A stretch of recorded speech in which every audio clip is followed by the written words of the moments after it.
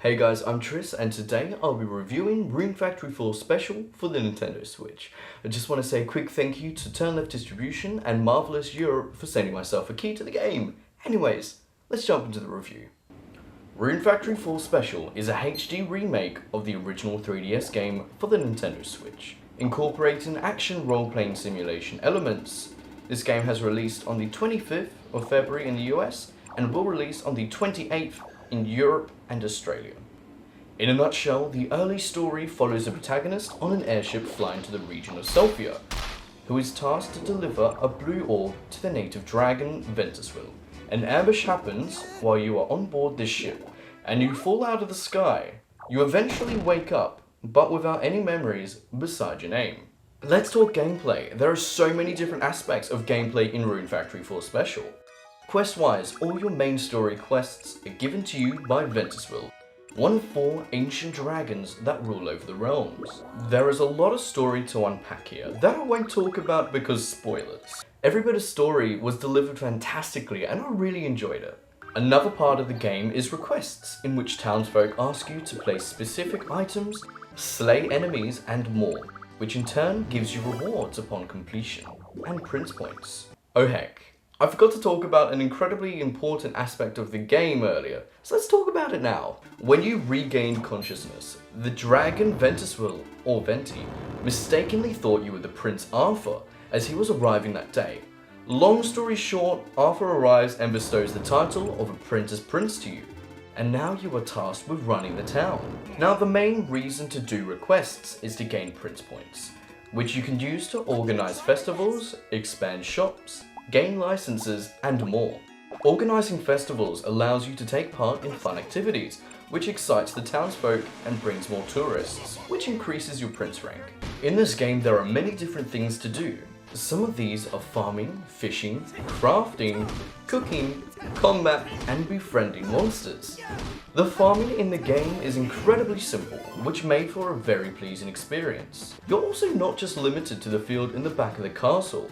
There are fields in dungeons which are season locked, meaning you can cultivate crops from a specific season all year round. For example, Selphia Plain, which is always spring season. Fishing is a breeze and isn't hard to learn like most games. I found it rather relaxing. I love the fact that the fishing in the game is quite simple, and it was also quite fun, because I can spend so long in simulation games just fishing. Cooking has had me hooked from the start. As soon as I got my cooking table from Porcelain, I went to my room in the castle and started cooking.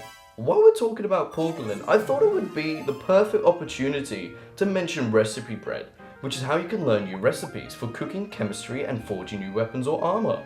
Crafting is incredibly straightforward in the game, as once you know a recipe, you can make it.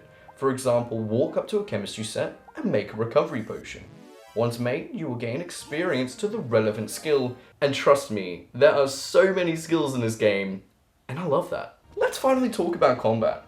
There are many different ways to fight monsters in the game, whether it's weapons, magic, or maybe both, which was my favorite playstyle. It felt fluid, you can choose your difficulty, and it was yet again simple to learn. You can easily be punished if you use too many attacks at once though, so learn to dash immediately. That's your R button. It actually doesn't tell you in the game, so make sure you press that R button and dash. And also learn your combos. To myself, this was one of the better combat systems of recent games. When you walk around a dungeon, you may choose to befriend a monster. Make sure you have a monster barn first, then throw an item that the monster hopefully likes at them. Then they may join you. You can have them fight alongside you, you may ride them to move quicker, they may even produce goods for you, like eggs. And when your friendship level is high enough, you can also get them to work on the farm for you. Before we get into visuals, I wanted to mention quickly about relationships with the townsfolk.